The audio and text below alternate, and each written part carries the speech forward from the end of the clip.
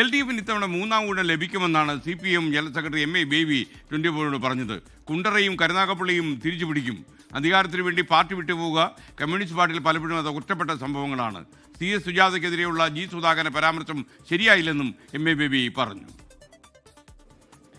ഭരണം പിടിക്കാനും ഭരണം തുടരാനുമുള്ള കടുത്ത പോരാട്ടമാണ് മുന്നണികൾ നടത്തുന്നത്. ഈ സമയം 24-നൊപ്പം ചേരുന്നത് CPM ജനറൽ സെക്രട്ടറി MA ബേബിയാണ്. 100-ലധികം സീറ്റുകളാണ് UDFന്റെ ഒരു പ്രതീക്ഷ. എന്താണ് LDFന്റെ പ്രതീക്ഷ?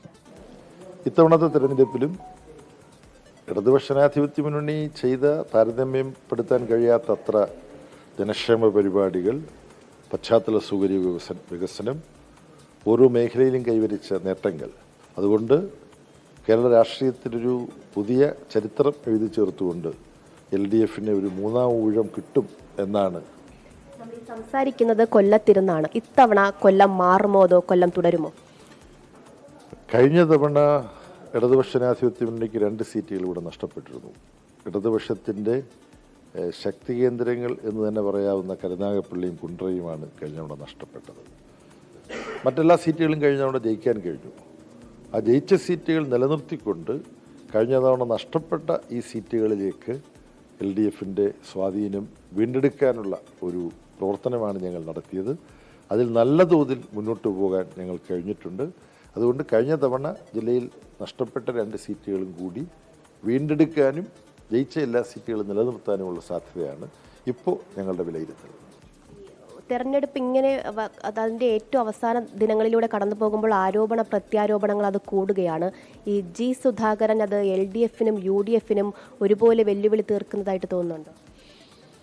ഇല്ല, അത് ജനങ്ങൾ നോക്കുമ്പോൾ തങ്ങൾക്ക് മത്സരിക്കാൻ സീറ്റ് കിട്ടുന്നതുമായി ബന്ധപ്പെട്ടിട്ടുള്ള ഒരു പ്രശ്നമാണിത്.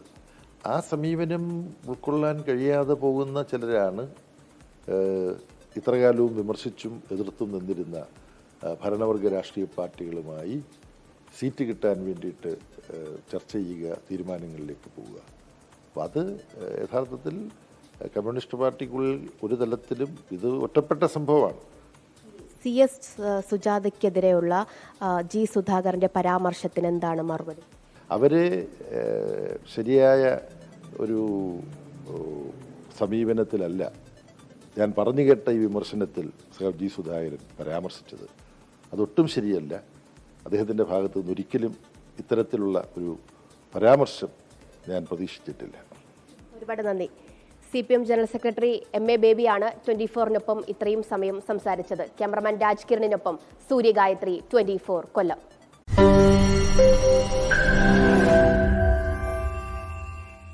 ലോകത്തെവിടെയായാലും ഏത് സമയത്തും 24 വാർത്തകളും ഓഗ്മെന്റഡ് റിയാലിറ്റി പാക്കേജുകളും എക്സ്പ്ലെയിനറുകളും വിശദമായി കാണാൻ ഞങ്ങളുടെ YouTube ചാനൽ നിങ്ങൾക്ക് സബ്സ്ക്രൈബ് ചെയ്യാം.